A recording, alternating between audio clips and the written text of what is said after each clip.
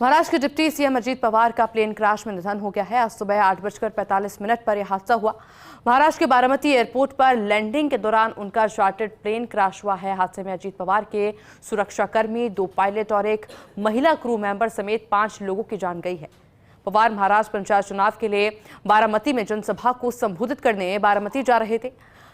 ऐसे में Maharashtra aviation department के सोर्सेज के मुताबिक विमान बारामती एयरपोर्ट पर लैंडिंग के लिए अप्रोच कर रहा था और पहली बार में पायलट को रनवे साफ दिखाई नहीं दिया तो वह विमान को दोबारा ऊंचाई पर ले गया। रिपोर्ट के अनुसार उस समय विजिबिलिटी करीब 2000 मीटर की थी।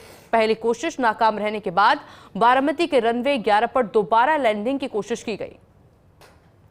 हम आपको बारामती अस्पताल की तस्वीरें भी लगातार दिखा रहे हैं। हालांकि इस दौरान विमान रनवे से फिसलकर क्रैश हो गया और उसके तुरंत बाद उसमें आग लग गई। प्रधानमंत्री मोदी ने महाराष्ट्र सीएम देवेंद्र फडणवीस को फोन पर विमान हादसे की जानकारी ली है और ये 2 तस्वीरें फिलहाल हम आपको दिखा रहे हैं जहां बड़ी संख्या में लोग भी पहुंचे हैं। जो दूसरी तस्वीर आप देख रहे हैं ये घटना स्थल की तस्वीर है जहां पर ये प्लेन क्रैश हुआ है। हालांकि मुख्य तौर पर वजह क्या कुछ रही है इस प्लेन क्रैश की, यह भी जांच का विषय बना हुआ है। लेकिन प्रधानमंत्री मोदी हो, अमित शाह हो, लगातार इस पूरे घटनाक्रम को लेकर जानकारी जुटाई जा रही है कि आखिर, क्योंकि विजिबिलिटी कम थी, 2 बार कोशिश की गई लैंडिंग की और दोनों ही बार जो कोशिश है वो नाकाम रही और उसके बाद में अचानक से ये प्लेन क्रैश हो गया। क्योंकि अजीत पवार के अगर राजनीतिक जीवन की बात की जाए तो एक बेहतरीन लीडर के तौर पर वो जाना जाते थे अपने फैसलों के लिए।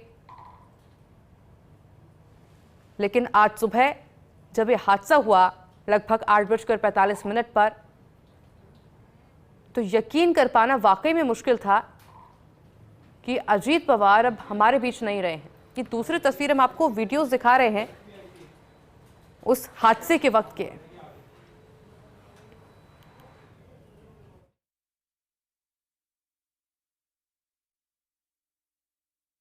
महाराष्ट्र के उप मुख्यमंत्री और जमीन से जुड़े हुए जननेता श्रीमान अजीत दादा पवार, इनका एक विमान के एक्सीडेंट में बहुत ही दुखद निधन हुआ है। इसकी वार्ता आने के बाद समूचे महाराष्ट्र में बहुत ही दुख का वातावरण तैयार हुआ है। हम सभी के लिए इस प्रकार के जननेता को खोना एक अपरिमित इस प्रकार की हानि है। व्यक्तिगत मेरे लिए वो एक बहुत ही दमदार और दिलदार इस प्रकार के मित्र थे और हम दोनों ने साथ में काफ़ी संघर्ष का काल भी देखा है। आज महाराष्ट्र के लिए एक काला दिन कहूँ, एक दुर्भाग्यपूर्ण घटना कहूँ, एक दुखद घटना कहूँ, ऐसी घटना जो हर एक के एक दिल को